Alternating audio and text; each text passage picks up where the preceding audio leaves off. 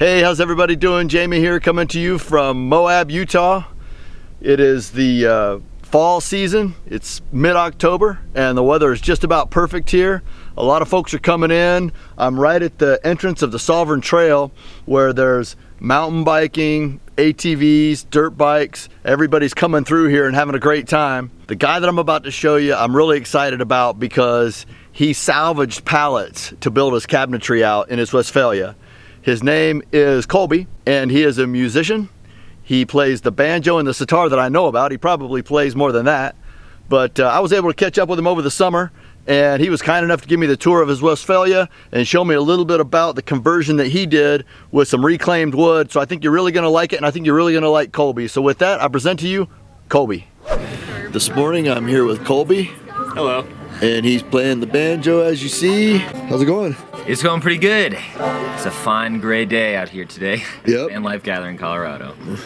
So that was a great job you and Anthony did last night. We appreciate you playing music for us. Oh, sure. Tell us a little bit about what life is like for you. Do you live in a vehicle? How does all that work? Yeah, so my home right now is this bus. It's a 75 VW bus. Dharma is her name.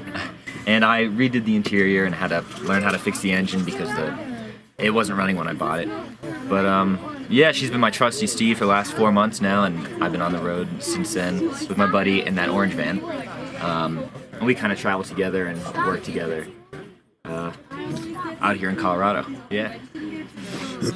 So you're a pretty young guy. How do you afford to put gas in your van and travel around and eat and all that stuff? Right. So back home, I shoot wedding videos and also do some other film work when it comes, but mostly wedding stuff. So I was able to save up some money to get the van and then have a little bit of a savings just for emergency things. And essentially what it is now, though, is we're working at a campground up in just west of Boulder, Colorado. So we're not quite like just free birds on the road. We still work and make money and stuff.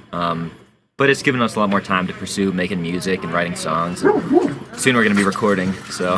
That's awesome. What do you do with the campground?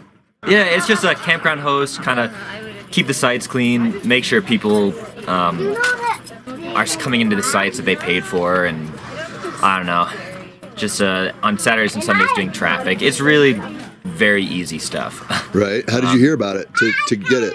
Yeah, well, Anthony, my buddy in the orange bus, he heard about it when he was visiting Lake Tahoe, and the guy there was part of the company that kind of staffs campgrounds all over the U.S. with the Forest Service.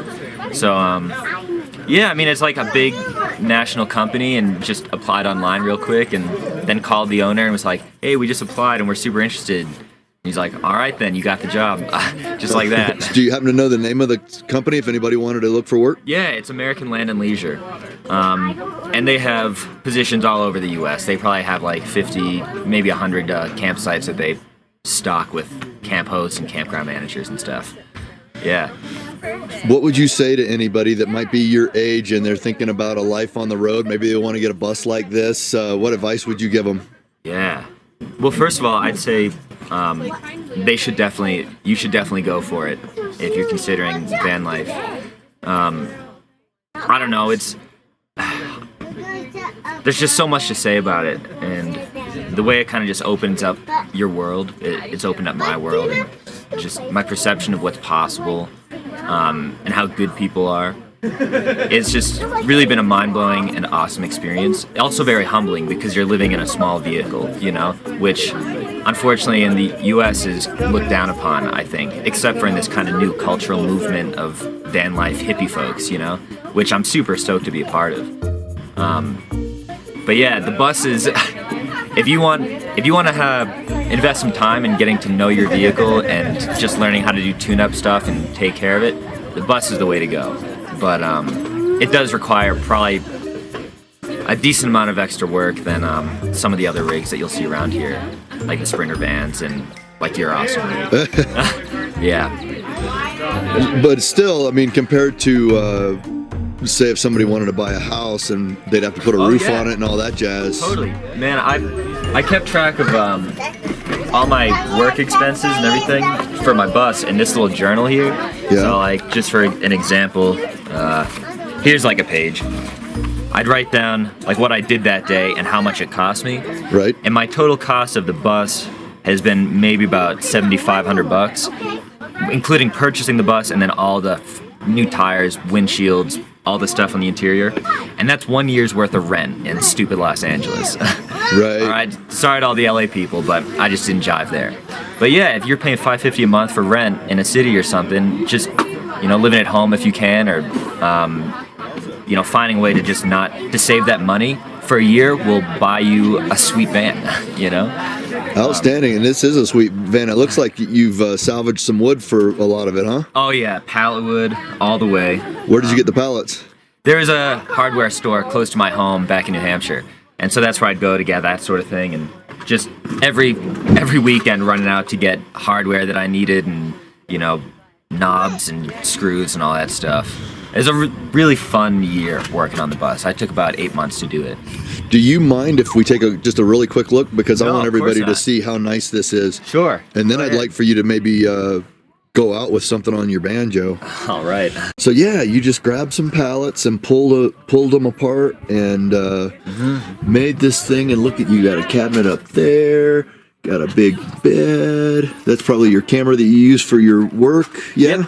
Yep, that's right. What is it? Since you're a guy that does it for a living, people might want to know what kind of brand it is and stuff. Yeah, well, I'll be honest. Right now, I mostly just shoot with a Canon Rebel T3i. Okay. I have a 5D Mark II in my bag that someone is letting me borrow, but I didn't want to buy the batteries for it and a charger and a card, memory card.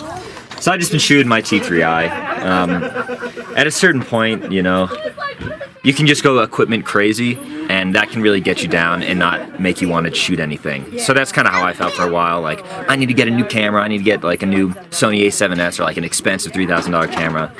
But I just don't want to put money into that right now. I hear you. So, yeah, you know, as long as you can get the images, like, it's all good. So you've got a camera for your job when you're doing that. What do you got? A little pump there you made? Yeah. Fortunately, it's kind of falling apart at the moment. I gotta get okay. bigger screws. But yeah, this is my little sink system. So it's just clean water comes in there, and then out there, and then down into my gray water tank. And that's just some brass fittings you got at the hardware store. Yep, that's exactly right. Awesome. Yeah, my power. If you're interested, I do Goal Zero. Oh, I yeah. highly recommend them. They're awesome. So I got 2 Goal Zero batteries and a solar panel. So that's what you do to charge your devices? Exactly. My devices, and then run my lights that I have strung up along the bus up there. Let's take a look at the roof. You have a roof. Yes. A and ceiling. right now it's just stuffed with all my sleeping stuff. I went up there last night. So you slept up there last night? Yeah. It's a lot more like camping because you can, you know, the windows are canvas. Yeah. This is great. So Let's I get it just go back. up there. Well, I don't really want to feel like I'm putting you to work, but do you mind playing a little something for us? Just whatever feels good off the top of your head? Sure. I got a little banjo thing that I've been doing recently. So I'll fiddle around with that.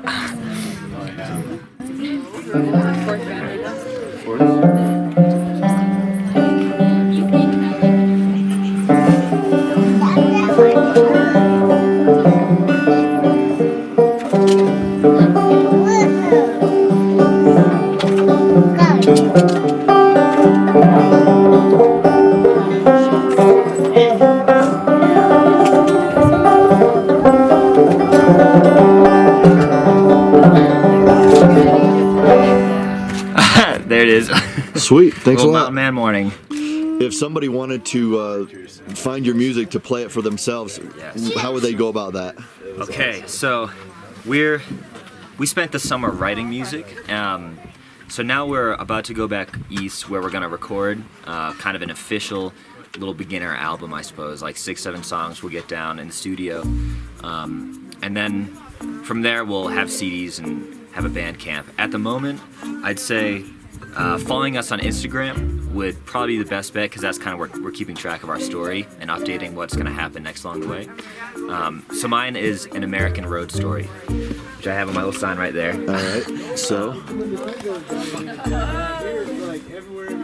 you know what? That'll probably make a good thumbnail for the video. All right. So American Road Story. Yep. On Instagram. On Instagram. All right, sounds good. All right, sounds good. No problem.